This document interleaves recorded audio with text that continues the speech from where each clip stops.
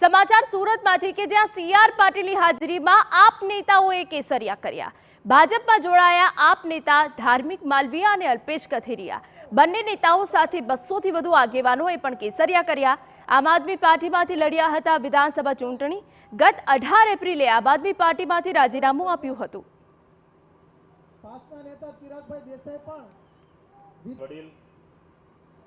અને ગુજરાતના પનોતા પુત્ર માનનીય શ્રી નરેન્દ્રભાઈ મોદી કે જેમની વિચારધારા ભારતીય જનતા પાર્ટીની વિચારધારા અને એમની તાકાતની સાથે અમને જોડાવાની પાર્ટીએ તક આપી છે બદલ સમગ્ર પ્રદેશ નેતૃત્વ, સુરત શહેર નેતૃત્વ અને એની સમગ્ર ટીમનો અમે આભાર માનીએ છીએ।